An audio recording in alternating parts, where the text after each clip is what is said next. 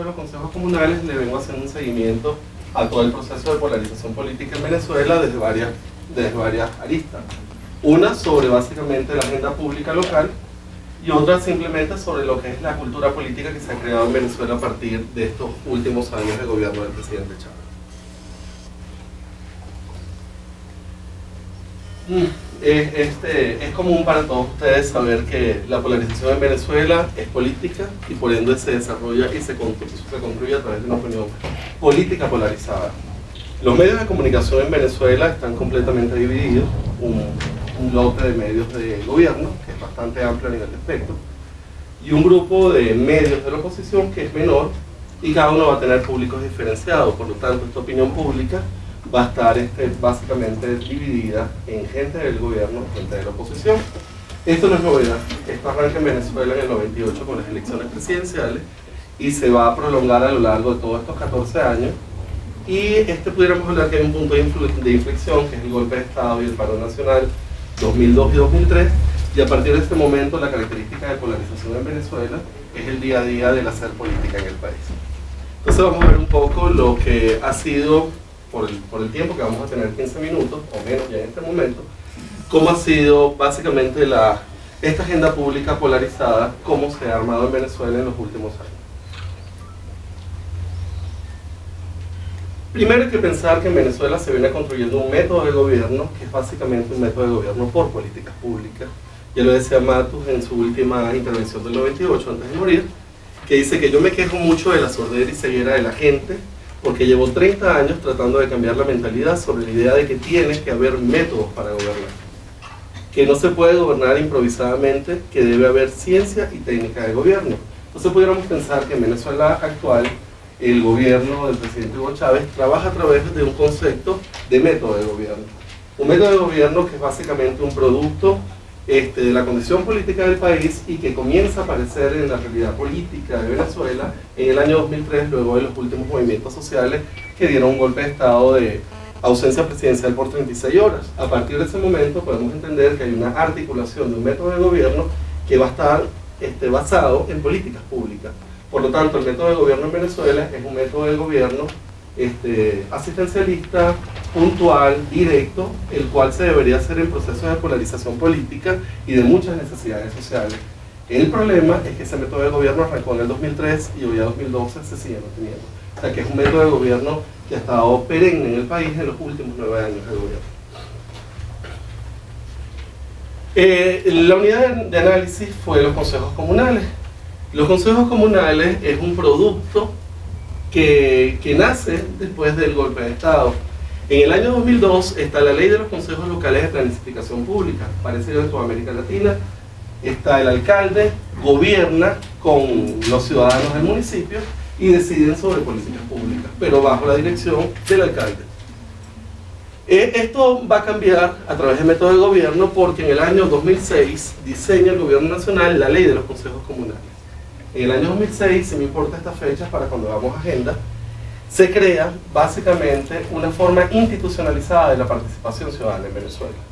Y esta ley se va a transformar en el año 2009 en una ley orgánica. Entonces entra a pasar en una calidad de ley orgánica. Total que estos consejos comunales van a integrar lo que ellos han llamado en la ley como ciclo comunal, que es el procedimiento mediante el cual van a producir políticas públicas. Eso es la idea inicial, por lo menos en papel que se tiene. Ahora, la pregunta era, ¿cómo articular todas estas demandas en procedimientos deliberativos? ¿O cómo han articulado los municipios estas demandas ciudadanas? ¿O cómo se integran estos requerimientos a la agenda pública? El problema es el siguiente, que ahora el alcalde no tiene la fuerza política que le otorgaba la ley en el 2002 y que a nivel del 2003 hay una transferencia de poder a estos grupos de trabajo, que son básicamente los grupos comunales, que se encuentran en las organizaciones dentro de las urbanizaciones y barrios de Caracas, bueno, de todo a nivel nacional. Para llegar a las conclusiones que van a ver próximamente, se hicieron este conjunto de entrevistas, son 400 páginas de transcripción de entrevistas a profundidad, donde se elaboró en Caracas a través de personas del gobierno de la alcaldía de Libertador, que es una alcaldía 100% chavista durante todo el periodo de gobierno de Chávez, La alcaldía de Chacao, que ha sido históricamente una alcaldía de oposición, en una se concentran los mayores ingresos del país y de Caracas, y en otra los menores ingresos y la crisis de barrio. Luego entrevisté a la cabeza de 6 consejos comunales que pasaron a observación y posteriormente hice básicamente un chequeo sobre 10 variables que tenía el cuestionario en profundidad, que era sobre políticas públicas, democracia, deliberación, participación ciudadana, que incluyeron toda esta información. Con estas 400 páginas vino todo el proceso de análisis y lo único que voy a mostrarle hoy es cómo yo creo que se establece la agenda pública en Caracas, bueno, y es a nivel nacional también. Estas son las fases de la agenda pública que por lo menos yo creo que sale desde el año 83. La primera fase, 83, la he definido como emprendimiento ciudadano, acción colectiva local. La crisis de los 80 de América Latina, creo que no hay que ahondar más de esto, la década perdida, una condición de pobreza generalizada en toda América Latina que va a desarrollarse con grandes índices de pobreza en todos los países. En este momento, el modelo político en Venezuela, que arranca en el año 58, tiene su primer colapso, y es básicamente que no hay una visión de lo que está pasando en la barriada y en las poblaciones menos favorecidas de todo el país. Por lo tanto, estos ciudadanos en su barrio se organizaron para comenzar a resolver problemas básicos como de agua, de luz, de alguna cancha, problemas elementales que no estaban cubiertos y que no tenían respuesta en este momento por ningún tipo de gobierno. Esta crisis va a detonar para mí en el año 89 con el Caracazo, que es el movimiento social más importante que tuvo Venezuela, creo yo, en la última mitad del siglo XX. Por lo tanto, establezco una segunda fase que es del 89 al 2003, que la denomino aprendizaje gubernamental, acción pública local y nacional. De esta organización que arranca en el 83, en el 89, después del golpe de Estado, mucho más el olvido de todo el modelo político que está en Venezuela del 58 al 98, básicamente Chávez entra a un periodo de gobierno en el año 98 en desconocimiento de lo que está pasando en las barriadas. Pero las barriadas se están organizando técnicamente. Durante este proceso de organización, 2002-2003, ocurren 2 movimientos históricos importantes en Venezuela. Un paro nacional de más de 60 días y el golpe de Estado que conduce al derrocamiento del presidente Chávez. Por lo tanto, el gobierno mira hacia el barrio porque hay una aclamación popular, una toma de Caracas y una decisión que vuelve el presidente al gobierno. Por lo tanto, todo lo que se estaban haciendo en las barriadas, que eran mesas técnicas del agua, mesas técnicas de salud, mesas técnicas de deporte, con autonomía absoluta de estos habitantes, es aprendida por el gobierno nacional y arranca el modelo de misiones nacionales, que son las políticas públicas. El primer modelo de misión se llama Barrio Adentro, que creo que si lo habrán oído, las 2 grandes misiones que son pautas en el modelo de gobernar por políticas públicas son Barrio Adentro, y la otra básicamente es la misión Salud, que es Barrio Adentro, perdón, y la otra es la misión Mercal, que es la misión Alimentación. ¿Cómo arranca Barrio Adentro? Y eso sale en una de las entrevistas con Bernal, que fue alcalde de Caracas y fue presidente del Consejo de Ministros. Me comenta que simplemente después de la crisis política y la vuelta del barrio, él se da cuenta de este conjunto de mesas técnicas y propone crear una misión que sea Barrio Adentro, y esa misión era la misión Salud. Por lo tanto, se traen unos primeros médicos de Cuba, organizan a las barriadas, una persona entrega un cuarto del barrio, de su casa, para que durmiera este médico, otro utilizaba la sala de la casa para que pasara consulta, y otro alimentaba a este médico, y así arranca toda la misión Barrio Adentro. Por lo tanto, a la semana, a los 15 días, la misión se va multiplicando por cada manzana de los barrios y se hace básicamente una demanda masiva a nivel de todos los barrios de Caracas para que le llegue salud dentro del barrio. En este caso, esto es lo que yo he denominado un aprendizaje gubernamental, y entiende que es el momento de darle la cara a los barrios quienes lo han puesto en gobierno. De este 2003 al 2006, yo denomino que es el secuestro de la agenda, y lo llamo que es una agenda apropiada. En este momento, la participación ciudadana es tomada o capitalizada por el Estado, y el gobierno nacional en ese momento decide que los programas sociales y todo lo que fueron las mesas técnicas que se originan en este periodo pasan a ser manos del gobierno, y por eso en el 2006 termina con la formulación de la ley de los consejos comunales.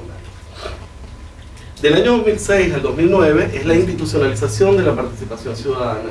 Y eso va a ser ley de los consejos comunales, ley orgánica de los consejos comunales, y básicamente es un empoderamiento de la ciudadanía que esté por encima, de alguna forma, de lo que son los gobiernos locales, en este caso las alcaldías.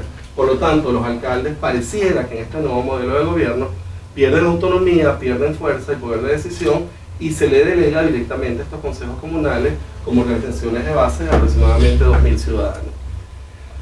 Y no conforme con este proceso de institucionalización de la participación, la fase quinta se da en el 2010, que es la centralización de los programas sociales. Entramos en la misma entelequia de América Latina, no proceso de descentralización con proceso de centralización. Para el 2010 este proceso pasan directamente al gobierno nacional y es el proceso preelectoral de las elecciones que tenemos hoy. Y pasemos por favor a la siguiente lámina. Y este es el resultado.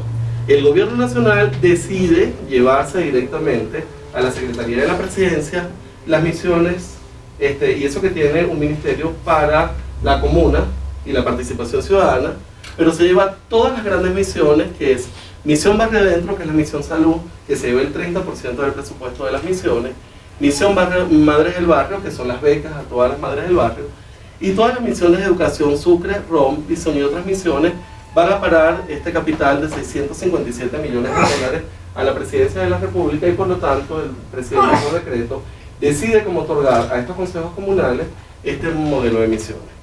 Pero no conforme a esto, en este proceso preelectoral, y pasamos a la siguiente lámina, esto es lo que pasa en el 2010. Diciembre de 2010 para amanecer 2011, arranca el incumplimiento más grande que ha tenido el gobierno, que es básicamente las viviendas construidas.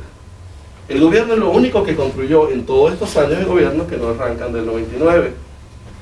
No había construido absolutamente, prácticamente viviendas, y se dan cuenta en el 2011, 2010 para 2011, que hay un déficit de 2 millones de viviendas a nivel nacional. Por lo tanto, crea lo que él llama la Gran Misión Vivienda, la cual también la preside el presidente de la República, es el presidente de esta misión. En la primera fase, que es lo que ellos dicen que han construido, hablan de 353.404 viviendas. En este periodo es lo único que ha construido el gobierno, porque todos estos fueron puntos en negativo, no hubo prácticamente producción de viviendas. Y ellos asumen que el resto, para completar los 2 millones de viviendas, la van a terminar como en 2017. Por lo tanto, la campaña política presidencial en este momento se ha focalizado en la misión vivienda y las demás visiones también manejadas por gobierno. Por lo tanto, evidentemente, yo lo que propongo a nivel de todo este análisis es que estamos hablando de un proceso de secuestro de agenda. El gobierno nacional, y ni siquiera a través del Ministerio para la Comuna y la Participación Ciudadana, asume directamente el presupuesto de las misiones nacionales de mayor impacto político, como son Misión Salud, Misión Educación, la Misión Madres del Barrio y ahora el invento de la Misión Vivienda, no solo como procedimiento de método de gobierno, sino como mecanismo de impacto para las elecciones de 2012. Por lo tanto, si lo viéramos en esta escala, pudiéramos observar que así arranca en el 83 la participación ciudadana en Venezuela a través de la autogestión de barrios, se dispara en la siguiente fase, como le podían observar, del 89 al 2003, y en esta forma vuelve a caer. O sea, lo que va a haber es una tensión directamente entre participación ciudadana y procesos de descentralización y centralización en Venezuela. Cuando la descentralización finaliza, tenemos grandes momentos de participación ciudadana. Cuando se vuelve a centralizar y pasa a manos del Ejecutivo, volvemos a ver que hay un bajón. Ahora, ¿cuál es el capital social de todo esto? Que ciertamente hay un capital ciudadano importante en Venezuela, y el proceso de la ciudadanización se dio. Entonces, si hay algo importante para mí este gobierno de rescatar, es un proceso de ciudadanización que, independientemente esté monitoreado o dirigido por el gobierno nacional, implica que hay una participación ciudadana importante en estos momentos en Venezuela. Eso era todo un poco lo que le iba a compartir durante este tiempo.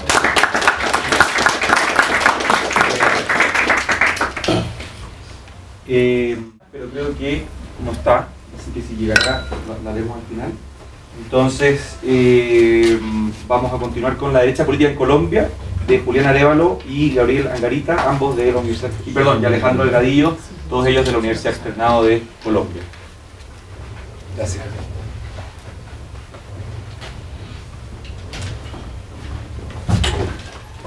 Bueno, mi nombre es Julián Arévalo, soy profesor de la Universidad de Externado. Este artículo que vamos a presentar hoy es parte del trabajo que venimos haciendo en el Grupo de Economía, Política y Sociedad de Latinoamérica de la Facultad de Economía de aquí de la universidad. Y esta es la segunda parte de nuestra agenda del tema de partidos políticos que estuvimos trabajando a finales del año pasado y principios de este año.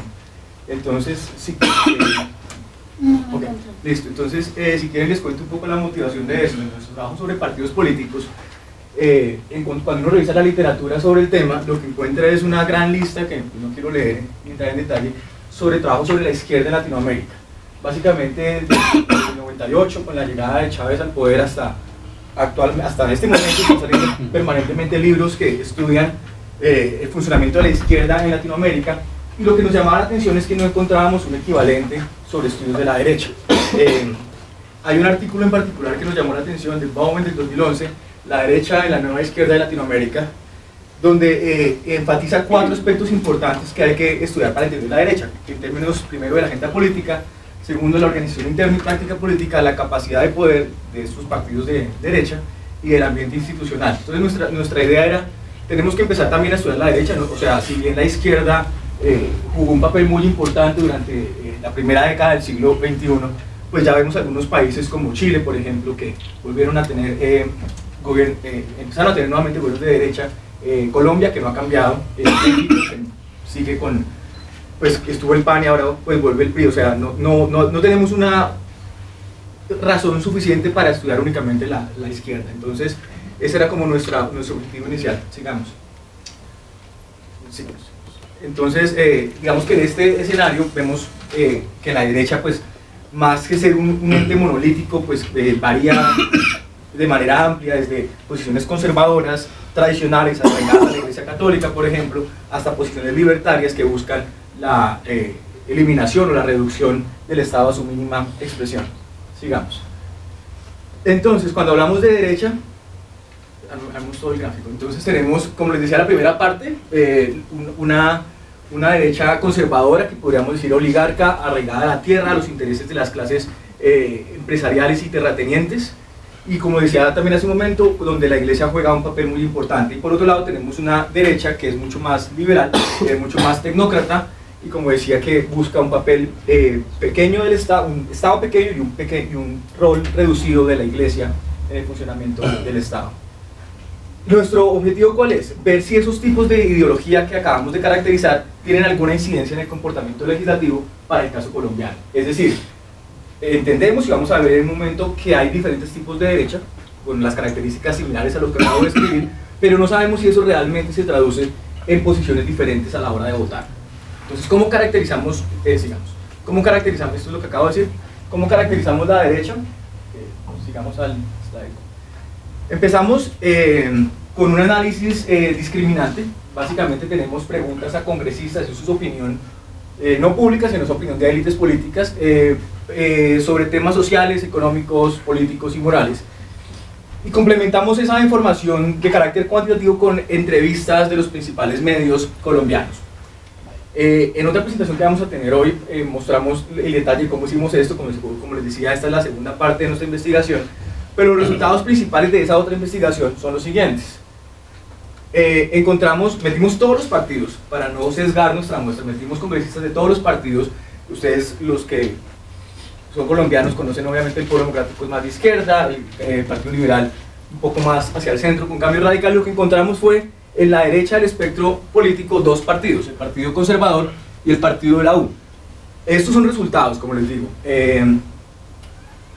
Y lo más interesante fue no solamente pues este alineamiento en el eje de las X, sino que encontramos que en el eje de las Y, ya entro en un momento en detalle a explicar qué ocurrió aquí, encontramos diferencias muy importantes entre los congresistas que parecen al Partido de la U y los congresistas que pertenecen al Partido Conservador, en esa segunda dimensión. Entonces eso nos invita a pensar que no es únicamente importante ver cierto tipo de variables para decir quién está en la izquierda, quién está en la derecha, sino que también en una segunda dimensión vamos a poder encontrar diferencias importantes. ¿En qué consisten estas dos dimensiones? Creo que esto viene en el slide siguiente. No está en el slide siguiente, entonces devolvámonos. Aquí tenemos algunas posiciones económicas y morales, y aquí tenemos dos temas muy importantes, o 3 temas muy importantes. Posiciones frente a la corrupción, el papel de la economía, de la inversión extranjera en la economía local, y posiciones morales como las de temas frente al aborto, posiciones frente a temas como el aborto y el matrimonio en parejas homosexuales. Eso es lo que nos diferencia a estos dos principalmente. Listo, sigamos ahora sí. En nuestro estudio, como les decía, con fuentes de los principales medios colombianos, encontramos posiciones diferentes como estas. En el Partido Conservador, la senadora Liliana Rendón dice: no al aborto bajo ninguna circunstancia, no a la adopción a parejas homosexuales, busco la recuperación de los valores familiares. Por su parte, el senador Armando Benedetti, del partido de la U, también de derecha, pero con una posición diferente, dice: el proyecto contra el aborto atenta contra los principios más importantes sobre los que estamos construyendo el Estado colombiano, como la separación entre iglesia y Estado. Entonces, si bien tenemos ambos personajes muy dentro de la derecha colombiana, encontramos diferencias radicales entre lo que estas dos personas piensan sobre estos temas. Sigamos. En otra posición, el exministro Juan Camilo Restrepo del Partido Conservador nos dice: los derechos de las minorías deberían ser reconocidos y respetados, además debe hacerse todo lo posible por ampliarlos. También dentro del Partido de la U, el exministro Oscar Iván Zuluaga nos dice: esta es una democracia que funciona, que tiene separación de poderes, que pasa por el Congreso, que le ofrece garantías a la oposición. Aquí los debates se dan en medio de la institucionalidad. Entonces, como podemos ver, tenemos diferentes posiciones dentro de los partidos que caracterizamos como derecha.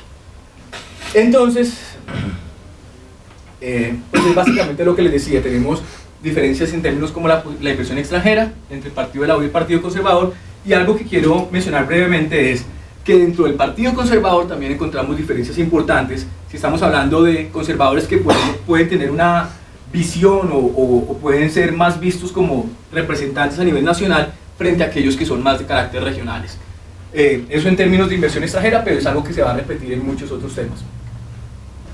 Creo que no me puedo demorar tanto, entonces sigamos al siguiente, el aborto, lo que les comentaba, y en la dimensión social, por ejemplo, la preocupación frente a la corrupción. Aquí los conservadores consideran que la corrupción es un problema de escala nacional y regional. Los del Partido de la U creen que es necesario combatir la corrupción a través del Congreso. Entonces, en general, como decía hace un momento, siempre encontramos estas diferencias entre conservadores y la U, a pesar de ambos hacer parte de la derecha. La parte siguiente, que es la que va a presentar Alejandro, consiste básicamente en entender si estas diferencias que caracterizamos con el análisis discriminante, con el análisis de las fuentes que les comentaba, se traduce efectivamente en diferencias en las votaciones. Creo que queda una más. Y empezamos con Alberto. En términos de análisis de votaciones, representó aquí en Colombia, pues les cuento, a los que no saben, tenemos un fenómeno en el Congreso que es el fenómeno de la unidad nacional, que consiste en que todos los partidos de derecha se van a poner de acuerdo para votar a favor o en contra de determinada ley. Esto representó un problema para nosotros en la medida en que no se iba a ver reflejada la postura ideológica de ellos. Entonces nosotros entramos a analizar bloques de artículos que eran votados dentro de la misma ley. Pues el criterio básicamente fue cubrir las 4 dimensiones que mencionó Julián.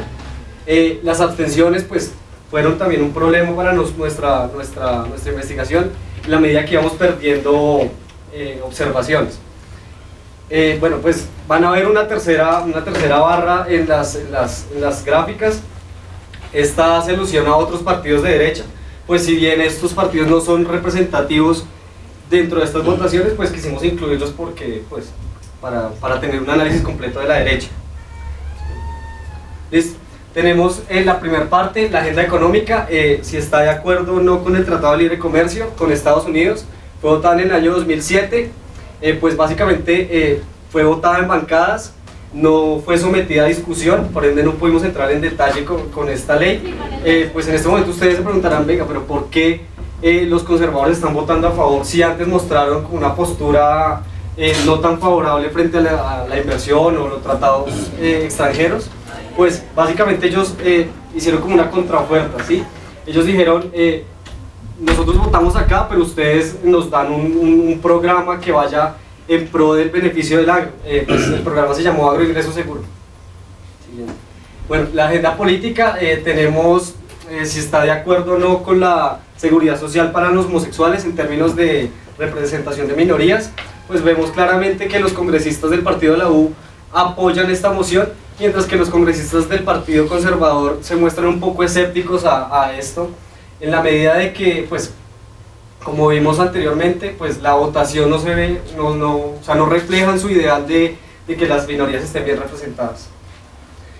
Bueno, en términos de agenda moral, ¿está de acuerdo o no con la prohibición del aborto? En esta, pues les cuento, aquí en Colombia la Constitución aprueba el aborto bajo 3 circunstancias, y es si la madre está en riesgo de que se muera, si el bebé fue producto de una violación o si tiene malformación el feto. Pues esta votación lo que quería era quitar este proyecto de ley quería quitar esas 3 excepciones, y pues bueno, fue votada en una comisión del Congreso, del Senado.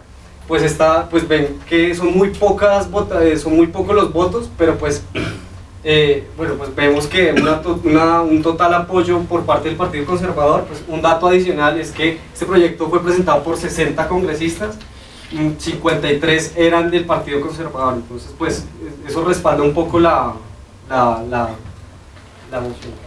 En términos de agenda social, si está de acuerdo o no con incrementar el periodo de investigación en términos de si está, pues, o sea, en términos de corrupción, pues vemos que los congresistas del partido de la U muestran como esta favorabilidad a que la justicia pues tenga como un poco más de análisis sobre ellos, mientras que los congresistas del Partido Conservador se muestran un poco como reacios a esto. Listo, entonces como reflexión, pues nuestra investigación nos permite afirmar que hay una multidimensionalidad en la derecha y que el comportamiento de los congresistas no se ve reflejado en la totalidad por su ideología. Muchas gracias.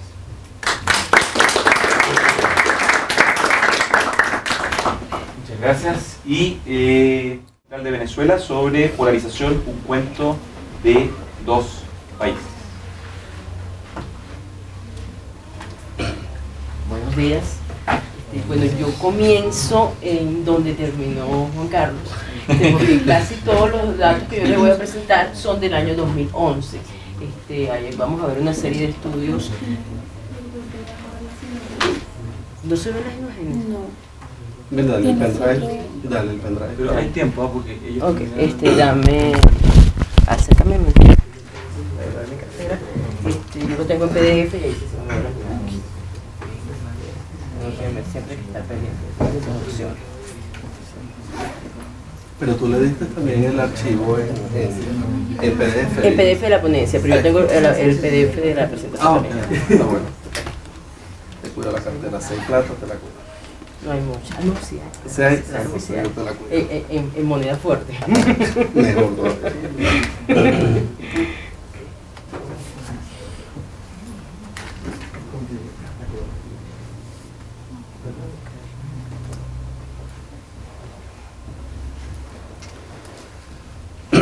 La carpeta es estudio polarización, la tienes casi a la mitad.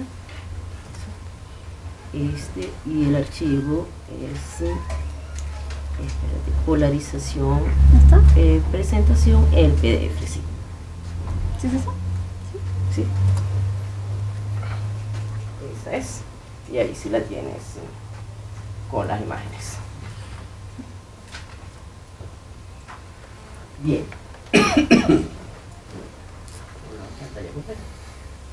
Bien, les cuento un poco el contexto en el que se hace este estudio. En realidad no es un estudio académico, este es un estudio que yo realizo hasta hace aproximadamente 2 meses. Yo estuve trabajando en una empresa consultora de opinión pública, una empresa que hace encuestas y hace asesoría en temas de entorno político. Uno de los productos de esta empresa es una encuesta sobre evaluación de la gestión del presidente Chávez y su imagen pública, que se publica cada 2 meses. Recurrentemente, cada vez que ese estudio era publicado, bueno, teníamos una fuerte presencia en medios. O sea, en el momento que ese estudio salía, tenías llamadas de los principales medios masivos que querían tener declaraciones del presidente de la empresa sobre el tema, y tenía asociado a esa cobertura un fuerte rechazo de los líderes de opinión políticos asociados a la oposición, porque normalmente la evaluación de gestión del presidente Chávez es muy positiva, no baja del 50%, en algunos casos tiene el 65%, 67% de aprobación, siempre es muy alta, y eso genera un fuerte rechazo en los líderes de opinión. Eso nos llevó a nosotros a tratar de profundizar un poco más en ese número de rating de aprobación y ver cómo eso se relacionaba con otras variables, porque teníamos una paradoja de la cual estábamos conscientes que conjuntamente con esa muy buena imagen del presidente Chávez y esa alta aprobación de su desempeño, teníamos un país que nos decía: tenemos gravísimos problemas de seguridad, tenemos gravísimos problemas económicos, estamos insatisfechos con cómo se está manejando el país en economía, estamos insatisfechos con los hospitales, estamos insatisfechos con las escuelas, estamos insatisfechos con la vialidad. Entonces era una paradoja bastante contrastante. ¿Cómo estás insatisfecho con toda la gestión pública, pero te parece que la gestión del presidente es excelente? Tratamos entonces de ver varias hipótesis para resolver ese problema, que es lo que nosotros vamos a ver aquí adelante. Queríamos entonces profundizar un poco en distintas explicaciones para eso, y aquí vamos a explorar algunas de esas hipótesis, unas 5 o 6 hipótesis que nos lleven a ver por qué eso ocurre, o sea, porque no se trata, dentro del esquema de polarización política, la respuesta que nosotros teníamos, de unos más extremos: no, esos datos son falsos, esas encuestas son falsas, eso, de verdad que el país está todo el mundo en contra de Chávez, y eso es una manipulación cuando él sale teniendo 60% de aprobación de gestión. Otra decía que tiene que ver, mira, en este país está ocurriendo un problema de salud mental, o sea, los venezolanos tienen problemas de salud mental, porque no es posible que tengas una mala evaluación del desempeño y mala evaluación y buena evaluación del presidente. Entonces, bueno, digamos que esas son como un poco visiones extremas, tratar aquí en este estudio de ver qué otras opciones hay además de esa, en este caso es descartada totalmente el hecho de que los datos eran falsos. Nosotros sabíamos que los datos eran auténticos, y pues bueno, pensar que todo un país enloqueció es un poco extremo, ¿no? Entonces, ver otras opciones que nos explicaran esa paradoja que evidentemente ocurría. Adelante. Las que analizo aquí son diferencias en posiciones políticas, o sea, tenemos distintas, o sea, la gente, cuando tú le preguntas por la gestión del presidente Chávez, lo que te está diciendo es cuál es mi afiliación política, y no estás hablando de la gestión de él. Diferencias que tienen que ver con el contexto social, y vamos a ver algo que tiene que ver con territorialización de la oposición y territorialización de esa polarización.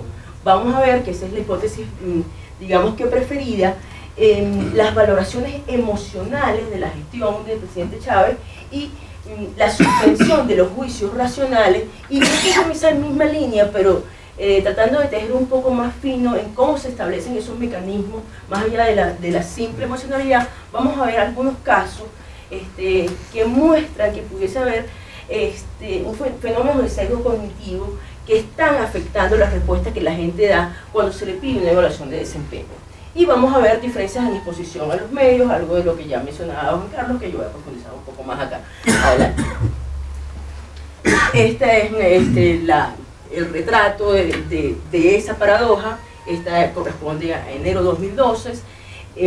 Vemos toda la aprobación del presidente Chávez, desde muy bueno a bueno, regular y malo, como eso va sumando más de la mitad del país.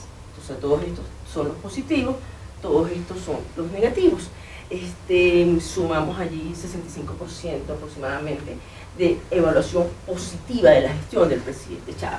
Pero cuando en esa misma encuesta, en ese mismo campo, a esas mismas personas, son encuestas nacionales representativas de la población electoral, cuando preguntamos por área de gestión, vemos cómo las áreas que salen aprobadas, y no por tan amplio margen: salud, educación y vivienda. Efectivamente, vivienda es el caballito de batalla del gobierno del presidente Chávez, es el único área de gestión en donde efectivamente este número de aprobación coincide con el número de el porcentaje de aprobación de la gestión general del presidente. En el resto vemos cifras muy negativas. Nosotros hemos llegado en temas económicos a tener hasta 75% de rechazo de gestión en temas como inflación y abastecimiento. En este caso, el tema de vivienda, observamos una cosa interesante. Para que estos números sean posibles, no solo son los chavistas quienes están aprobando la gestión del gobierno del presidente Chávez, también hay personas que se identifican como de oposición que dicen que el presidente Chávez está haciendo una buena gestión en vivienda. Juan Carlos les acaba de presentar los números de construcción de vivienda, y pareciera que no están así. Incluso en esa misma encuesta había una pregunta sobre la Gran Misión Vivienda Venezuela. La Gran Misión Vivienda Venezuela fue lanzada a mediados del año pasado y fue básicamente un registro. O sea, las personas que no tenían vivienda y deseaban tener vivienda se registraban en esa misión. Eso fue básicamente lo que se hizo en el último semestre del año pasado. En este año, que es año electoral, se han empezado a construir viviendas, pero en enero prácticamente no se había construido ninguna vivienda de la Gran Misión Vivienda Venezuela, sino simplemente se había hecho el censo de la gente que deseaba tener una vivienda. Y teníamos que en ese momento 55% de nuestros encuestados nos decían que la Gran Misión Vivienda Venezuela era un fracaso. Sin embargo, 65% decía que la gestión de vivienda del presidente Chávez era buena. Allí teníamos, viendo esos números, que la concentración de ese respaldo estaba en las personas entre 18 y 34 años. En esos grupos de edad teníamos que personas que se identificaban como de oposición o como independientes apoyaban la gestión de vivienda del presidente Chávez. Entonces, pareciera haber más un tema de que lo que yo estoy apoyando no es la gestión, sino la promesa de que yo voy a tener una vivienda. La promesa es que yo tengo, el reconocimiento que yo tengo derecho a tener una vivienda propia, es lo que la gente está apoyando, porque la gestión efectivamente me dice no, es un fracaso. Sigamos.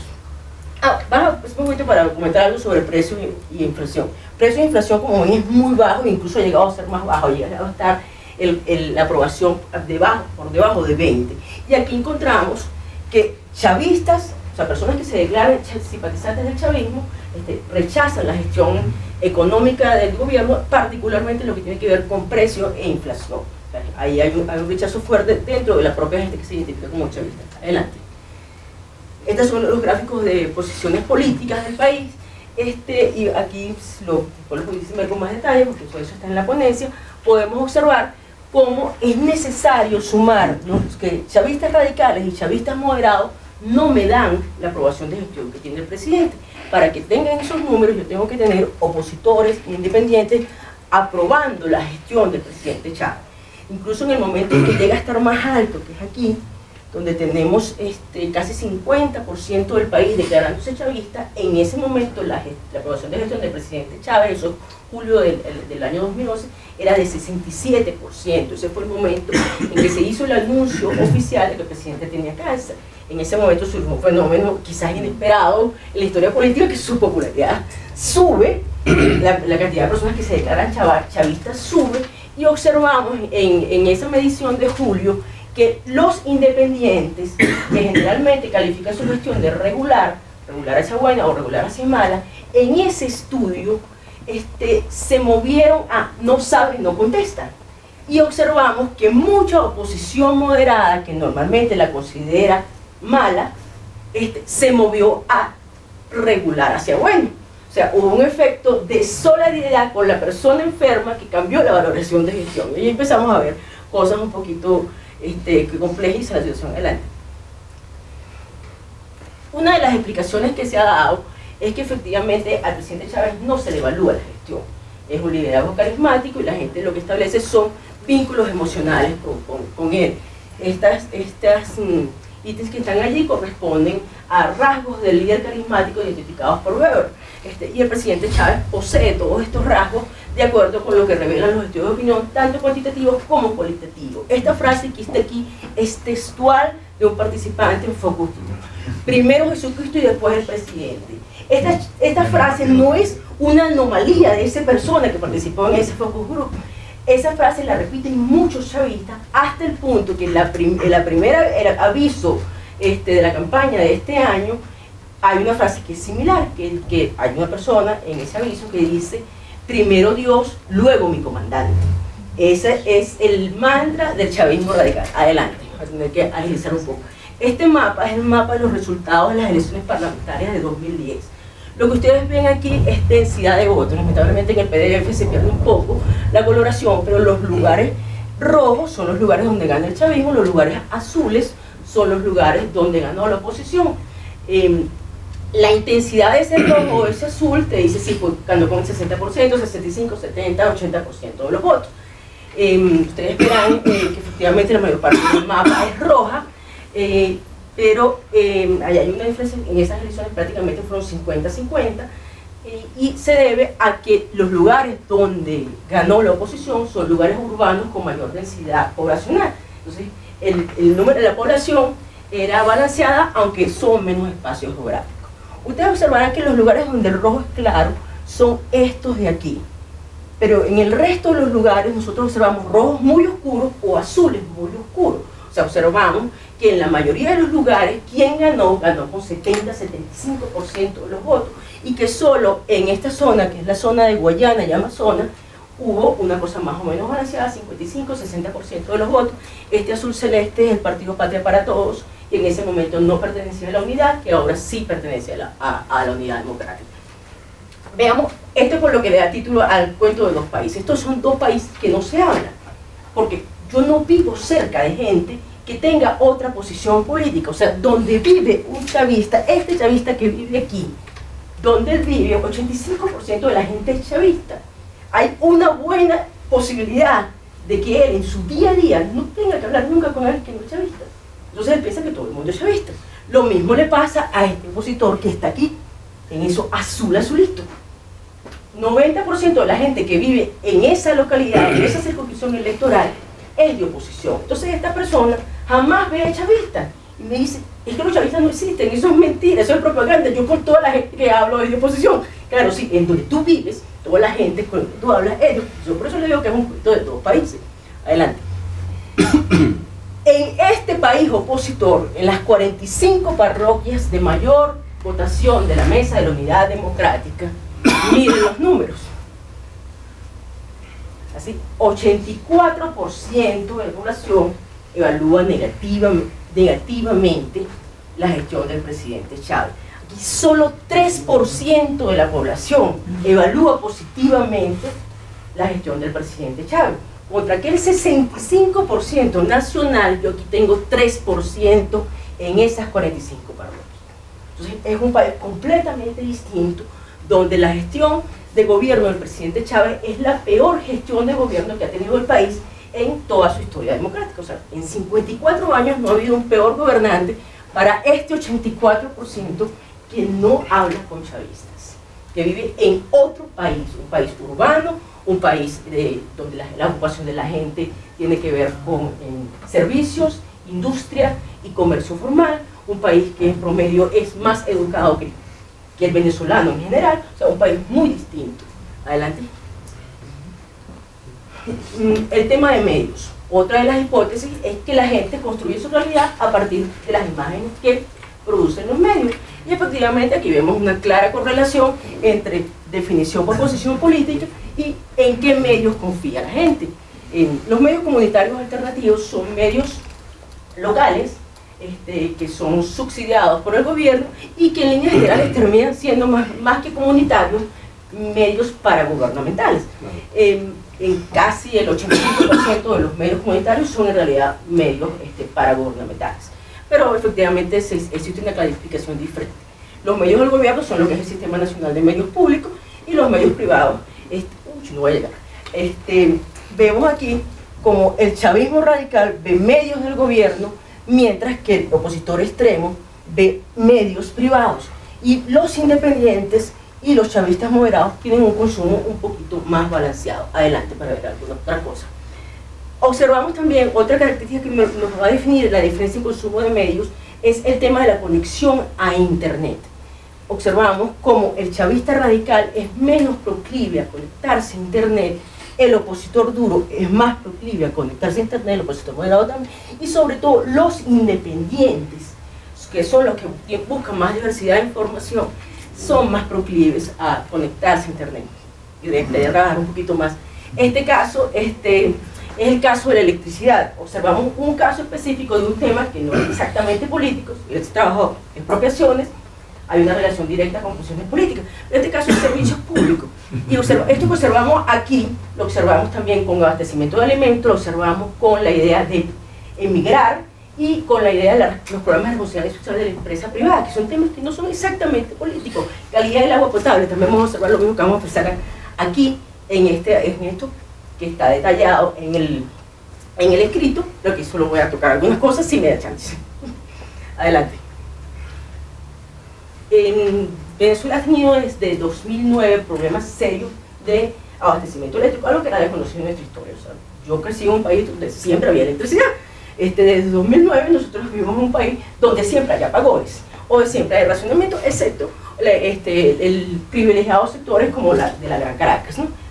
En este país donde en aquel momento, esto es julio del año 2011, en ese momento el país tenía aproximadamente 3 horas diarias sin electricidad en todas las localidades del país, excepto la ciudad capital de Caracas. Sin embargo, nosotros veíamos diferencias en esa evaluación de qué estaba pasando con la electricidad. Estas son las causas más comunes asociadas a la falta de electricidad, como las que veían en la caricatura, y observamos las causas que alega el chavismo. Es sabotaje de la oposición, es el segundo, y falta de planificación de los gobiernos anteriores. Los gobiernos anteriores en 1998 son responsables que en 2011 no haya suficiente energía eléctrica en el país. Esta es la versión del mundo del chavista radical. En la versión del mundo del opositor extremo, esto es un problema de falta de inversión de este gobierno, esto es un problema de ineficiencia y falta de mantenimiento de las plantas eléctricas. Vemos un poco los moderados, al centro, el chavista moderado, el independiente, el opositor moderado, tienen una visión un poquito menos extrema en la búsqueda de sus culpables preferidos. Adelante. Esta es la parte que a mí más me conmocionó de este estudio. Efectivamente, bueno, no hay luz, la gente tiene causas que tú puedes asociar con posiciones políticas. O sea, los chavistas culpan a los gobiernos anteriores, los opositores culpan al gobierno de Chávez, eso es normal. Pero esto no es normal. O sea, cuando se va la luz, se va para todos. O sea, no importa tu posición política, y los daños que causan las fallas eléctricas deberían ser para todos. Pero nosotros vemos aquí diferencias que son significativas. La única de estas diferencias, son 7 puntos, pero no es significativa, es el racionamiento. Y eso puede explicarse por el mapa que veíamos. Los esquemas de racionamiento efectivamente castigan a las localidades con 80% de población opositora. Estado fronterizo con Colombia, Táchira es uno de los estados donde menos tienen electricidad, donde pasan 12 horas diarias sin electricidad. O sea, ahí en este razonamiento sí tiene que ver con tu posición política. Si tú tienes la mala suerte de vivir en un municipio donde 80% es de oposición, tú tienes más probabilidades de razonamiento, y eso se ve aquí. Sin embargo, si hay un apagón imprevisto, y los daños en alimentos, en electrodomésticos, pérdidas de horas hombres o pérdidas para tratamientos médicos no van a ser determinantes con tu posición política. O sea, vino un pico de corriente y se te dañó el aparato y eso no tiene nada que ver con tu posición política. Sin embargo, la respuesta que me da la gente sí tiene que ver con su posición política. Vemos como la población en general me da unos números y los chavistas radicales son significativamente más bajos en esos números. Esto me pasa con abastecimiento de alimentos, esto me pasa con percepción de calidad del agua potable, esto me pasa con opiniones sobre si es conveniente emigrar del país. Y esto es un problema de sesgo cognitivo que puede estar asociado a estos fenómenos que no voy a explicar porque mi tiempo se acabó. Adelante. Aquí tiene mi cierre. Bueno, esto era todo. Tendría que decir muchísimas más cosas, pero no hay tiempo para eso. Gracias.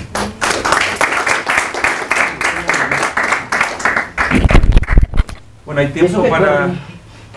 tiempo para... Y si no, Iria puede volver a seguir terminando su presentación. Me tendría que traer agua, estoy sin aliento. Mira, me la tomé. Adelante. Yo tengo 2 preguntas para Juan Carlos. La primera es que explicaba y también su compañera es que los medios de comunicación en Venezuela están muy polarizados, pero lo que no me quedó claro en su presentación es cuál fue la cobertura que estos medios le dieron a esos programas de participación ciudadana y a esa agenda pública. Okay. El tema de la participación ciudadana y el impacto de los consejos comunales en el hacer gobierno del presidente Chávez es el comentario del día y cuando fue un modelo del 2006 hasta la fecha, lo que era BTV, que es el venezolano de televisión, que básicamente es un canal de propaganda política, y toda la red nacional de canales de gobierno, el Consejo Comunal, el empoderamiento, inclusive lo que se había llamado el proyecto de la Comuna de Caracas, que al final se quedó en el camino, ¿no? La Comuna de Caracas nos siguió jalando, ¿no? Era el producto de un cambio de las parroquias de Caracas para que se hiciera el primer modelo de comuna para el país. fue básicamente el tema de agenda del gobierno, pero muy fuerte durante por lo menos un año.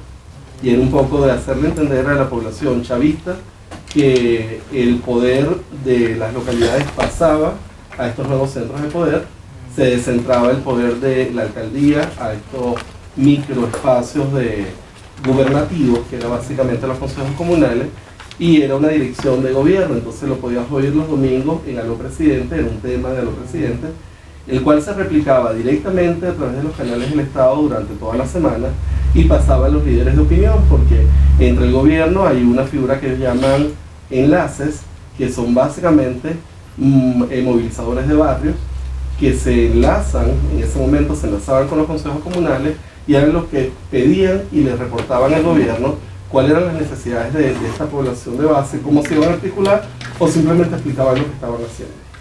Entonces simplemente fue en ese momento un tema muy explotado. Creo que el 2009 fue otro pico muy grande en el tema de consejos comunales, el cual creo que pasa un segundo plano de agenda en el momento de lo que hablaba también Iria, que el tema de la Gran Misión Vivienda es el tema de Venezuela, es el tema decidido por el gobierno nacional.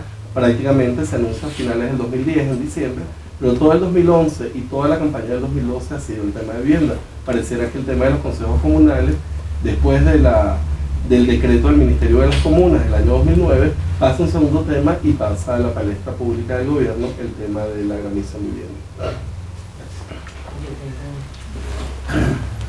Y va a completar algo. ¿Y vas a completar algo? No, pues, ¿qué nosotros? Okay. Sí, sí. Una pregunta y un comentario. La pregunta es, quisiera que hablaras un poco más, ¿cómo estás midiendo tú el impacto? Okay. Tienes un gráfico donde ves donde el impacto es mayor, y que detallas un poquito más cómo estás midiendo tu impacto. Y otra cosa es más bien un comentario histórico-conceptual, que yo supongo que tú lo conoces, pero que no lo mencionaste allí y que puede ayudar a entender el tema del tejido social que se forma en ese periodo de los años 90.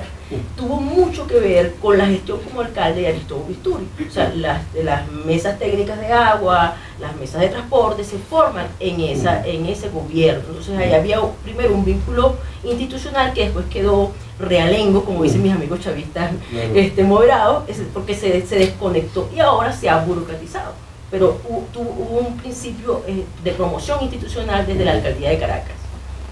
Sí, lo que comenta la paisana es que toda la década de los 90 va a estar amarrado por un modelo de gobierno que va a ser un modelo prechavista, si lo pudiéramos ver así, que es un gobierno local de Aristóbulo Bisturi, que cambia el modelo de hacer política en Caracas, y ciertamente es un germen importante, pero como dice, quedan sueltas estas mesas de agua. Con respecto a las mediciones, yo no hago medición y acuérdate que mi metodología es cualitativa. Yo hago entrevistas a profundidad y a través de un análisis discursivo viene toda la estructura básicamente analítica de cómo funciona. Me da muchísima risa porque esto es lo que habla de la convergencia de métodos. Lo que está presentando Iria, yo lo apruebo completo y lo veo en números, me parece fantástico, y creo que hay una concordancia perfecta desde el punto de vista del método cualitativo. Entonces me parece eso bien interesante. Sí, a mí yo quería hacerte una pregunta desde el punto de vista de que no conozco mucho el caso venezolano, pero sí desde el punto de vista de teoría del comportamiento político. O sea, los datos que tú presentas sobre Venezuela a mí no me sorprenden. Desde la escuela de Michigan se decía, no, mire usted, la percepción de los issues y valoración de los issues está condicionado por la identificación partidista. Entonces, evidentemente, eso no me sorprende. A mí lo que me sorprende de la paradoja que tú presentas desde el punto de vista de comportamiento es que eso también debería ser esperado en cuanto a la valoración del presidente. Es decir, lo que a mí, y que no has explicado, es decir, planteas una paradoja de inicio que a mí me parece que es interesante, pero no la acaba resolviendo, porque hay gente que, influida por la identificación partidista, por las razones que sea, tiene una valoración negativa de la acción presidencial y sin embargo acaban teniendo una valoración de los issues, y sin embargo la valoración del presidente no es negativa. Es decir, ¿dónde está? ¿Cómo se explica esa paradoja? ¿No? La explicación, las tres explicaciones que compiten, allí están explicadas en el artículo, la presentación no da mucho tiempo. Una tiene que ver con el hecho de la exposición selectiva a medios y cómo la gente construye su comprensión de la realidad y cómo la gente utiliza distintos elementos de información para construir su evaluación del presidente Chávez.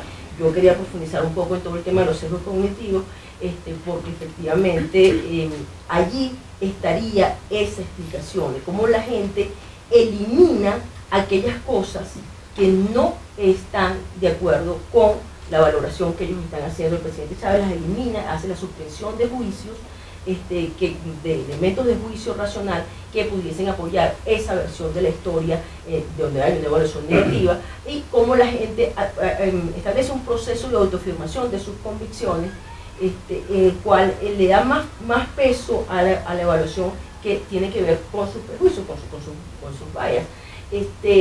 Allí veíamos, una de las hipótesis que veíamos era la hipótesis del liderazgo carismático, de cómo el tema era la conexión emocional, que es la hipótesis preferida para tratar de explicar este fenómeno, que efectivamente Chávez cumple con todas las características, pero del librito que establece Weber para el líder carismático. Y en el PP hay muchas referencias, incluso de los focus group, de frases textuales como esa de primero Jesucristo y segundo Chávez, donde se explica esa condición afectiva. Hay cosas como que la gente, y se ocurre con el caso de la misión vivienda, la gente agradece la gestión, las promesas de Chávez. La gente, el hecho de que Chávez reconozca que tú tienes derecho a una vivienda es lo que me hace apoyar a Chávez, a pesar de que las viviendas no se han construido. Pero eso no lo muestra en un momento ese proyecto. Yo lo que te cuento es que cogería esa pequeña muestra de ciudadanos que valoran negativamente la gestión del día a día y decir una evaluación del presidente, por ejemplo. Entonces, coge una variable tan simple como la evaluación del presidente, la evaluación en términos de una escala de 1 a 10 del presidente. Sí, eso lo hemos hecho.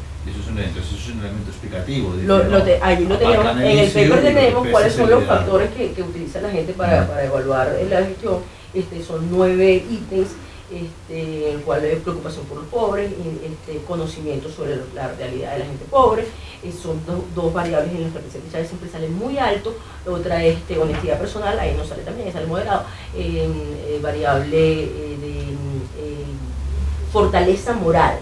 La gente dice que eres un hombre de temple, esa sale elevadísima, ese es uno de sus factores de evaluación. Cuando vemos las variables que sí son asociadas de liderazgo, que sí son asociadas a gestión, como supervisión de su subalterno, consideración de las opiniones de otros en la toma de decisiones, aceptación de crítica, ahí salen mal evaluados. O sea, lo que tiene que ver con, de los 9 ítems de evaluación de liderazgo que nosotros formulamos, los 5 que tienen que ver con gestión, los 5 son 4 que tienen que ver directamente con gestión, salen mal evaluados.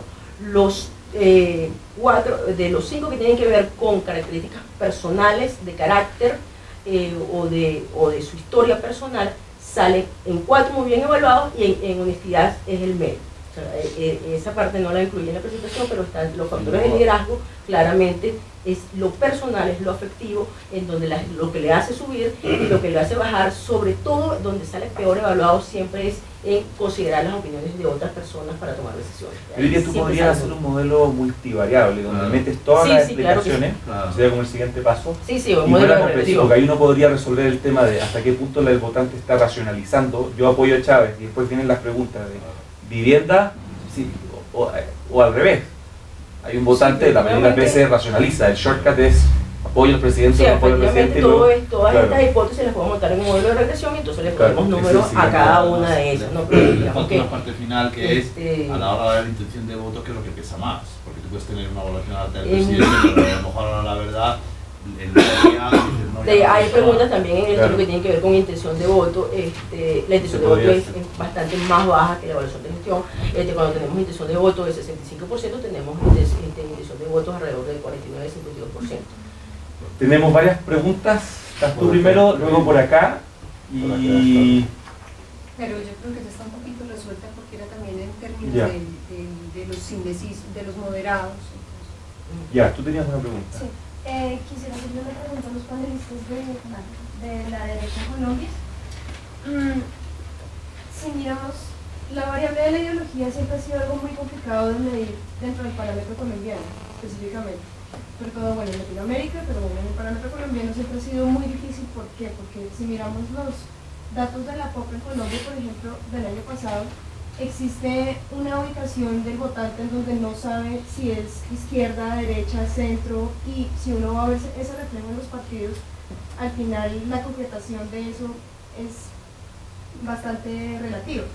Entonces precisamente mi cuestión va a eso, y es que no fue un poco difícil determinar entonces cuáles eran las dos variables de derecha de Cristo, conservadores, libertarios, y si en algún momento ese tipo de comportamientos nos llevó como a una duda del planteamiento de la pregunta de investigación, porque precisamente si nos ponemos a mirar nuevamente lo que estaba diciendo antes, es que la ideología se ha venido como modificando dentro de Colombia en cuanto a que muchas veces se considera que son de derecha los de la U, pero al final los de la U muchas veces han presentado una criminalización de la oposición y un montón de rasgos que no son respectivamente de la derecha siempre, o también los de la izquierda, que a veces, digamos en un trabajo muy reciente de Carlos Lazo del 2007, se dice que los partidos de derecha en Colombia se han concentrado mucho en los partidos a tapa todo.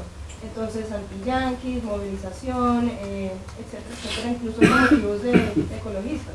Entonces, digamos que, ¿cómo podría reflejarse eso en el legislativo? Nosotros atacamos indirectamente, primero que todo. O sea, nuestro enfoque no fue usted de derecha, usted de izquierda, sino que la gráfica que mostramos al inicio sale de 30 preguntas que se le hicieron a los congresistas sobre diferentes temas económicos, políticos, sociales. Está la parte de yanquis, por ejemplo, está la parte de inversión, está la parte de temas morales, la parte de participación política. Y con base en todo eso, lo que la técnica que utilizamos hace es votarnos cómo se agrupan, cómo se ubican todos los congresistas en esas dos dimensiones que la misma técnica sugiere. Entonces digamos que eso no fue una imposición de nosotros, sino un resultado del trabajo.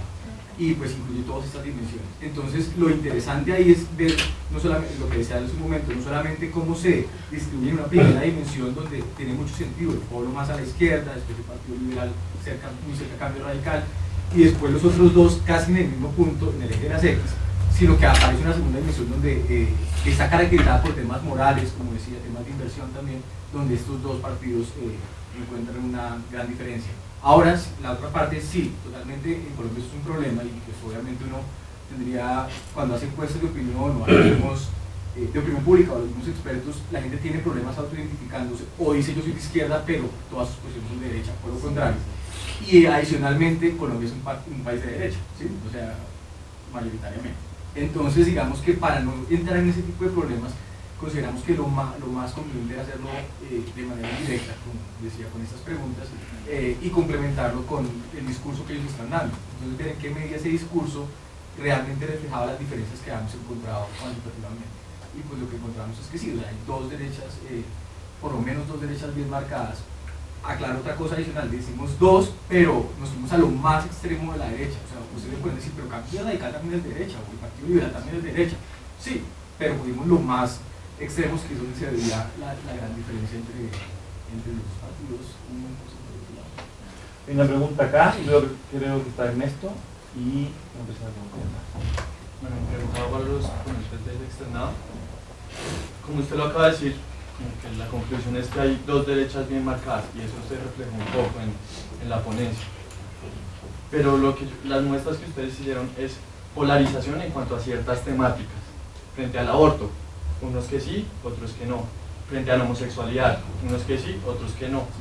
Hay otro que me pareció interesante, que era sobre el TLC, en donde se había cierto consenso entre los dos. ¿No? No. Bueno, en fin. Pero hay temáticas, por ejemplo, como los de la seguridad, que me parece que sí hay un consenso entre tanto el partido de la U como el Partido Conservador, y hay otra temática que me parece también que hay cierto consenso, que es el de la justicia. Mi pregunta va, es que si ustedes tuvieron en cuenta esos temas especiales, o se ciñeron a temas polémicos en cierto sentido, como el aborto, la homosexualidad, y si esos temas en general, en realidad, hicieron ver que hay una polarización entre la derecha en Colombia. Un par de aclaraciones. La primera parte, totalmente de acuerdo. Hay convergencia en varios temas. Y si ustedes ven, pues si quieren puedo poner la gráfica nuevamente, en el eje de las X, el Partido Conservador y la U aparecían exactamente en la misma posición. Eso muestra esa convergencia que hay en temas como los que estabas mencionando. Pero en los otros temas, eso aparecen las diferencias. Por eso es que digo que el análisis de la derecha o de los partidos acá es bidimensional, porque ciertos temas sí convergen, y las diferencias son entre el polo y los de derecha, o el liberal y los demás de derecha, ¿sí? Pero los dos de derecha de los que hablamos convergen totalmente como en temas.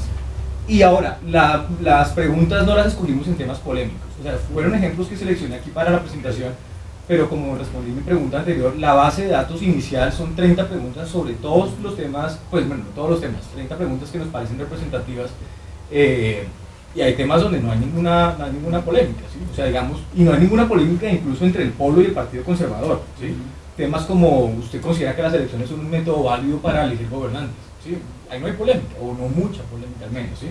Y otros ya más polémicos como el de el homosexualismo y el aborto, ¿sí?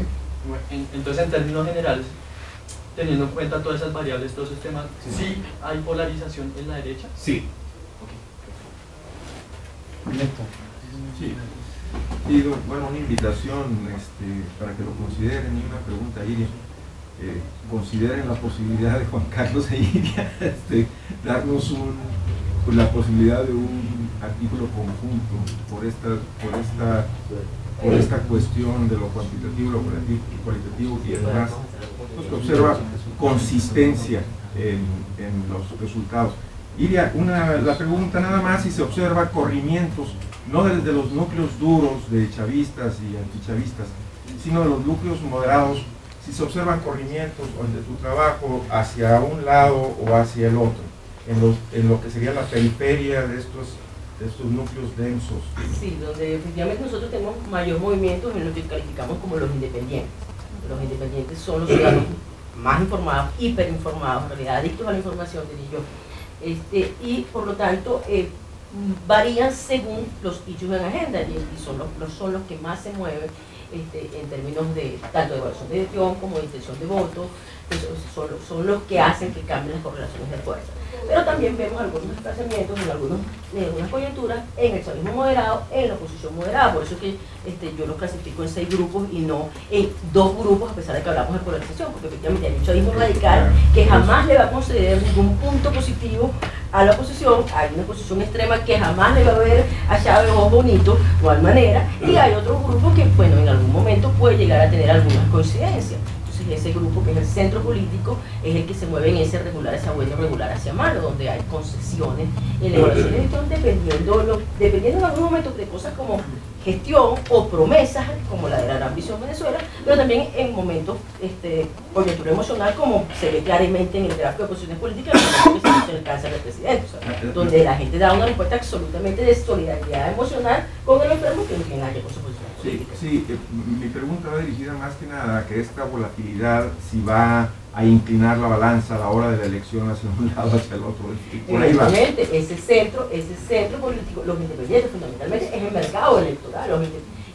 Si los independientes se abstienen, se produce un resultado. Si los independientes votan por Chávez, se produce otro resultado. Si los independientes votan por Capriles, se produce otro resultado. Ese es justamente donde hay el juego político. Si no estuviesen los independientes, el juego está cerrado. ¿Y cuál es tu proyección en ese sentido?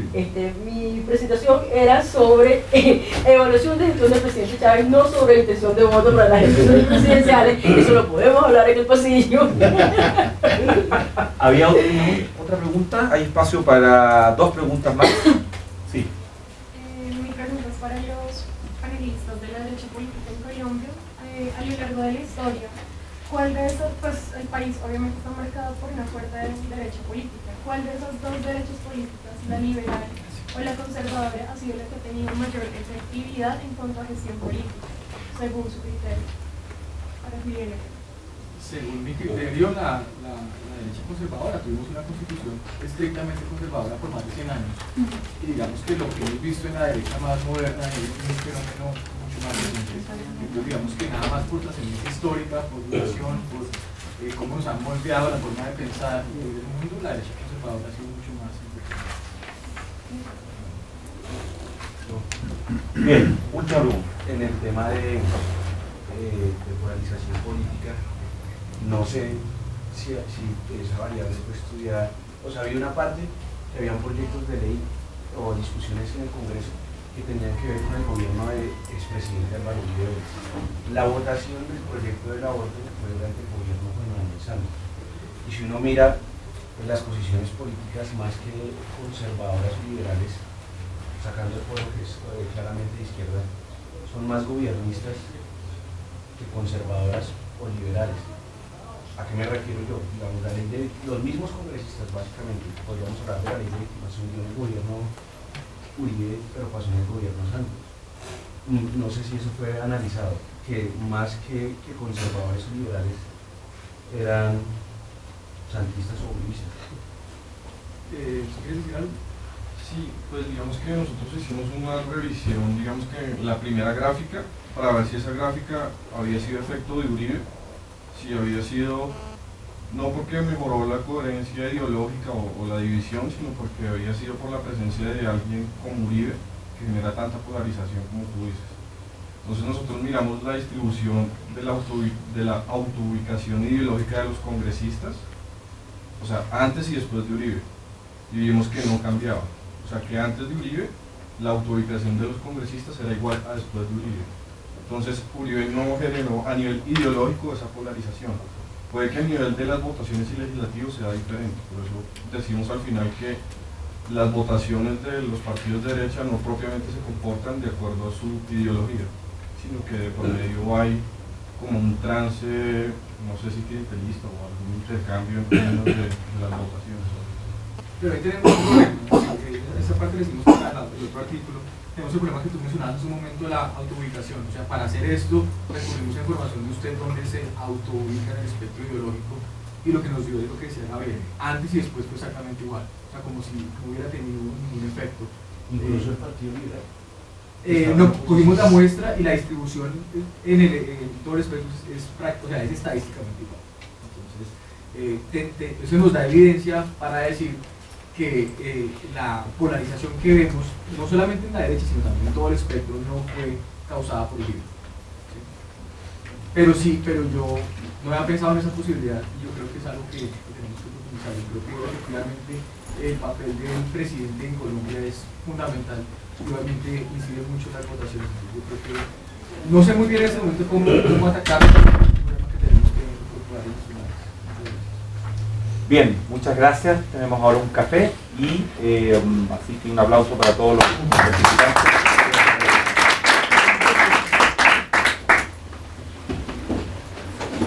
Bueno, pueden todos dirigirse a la terraza.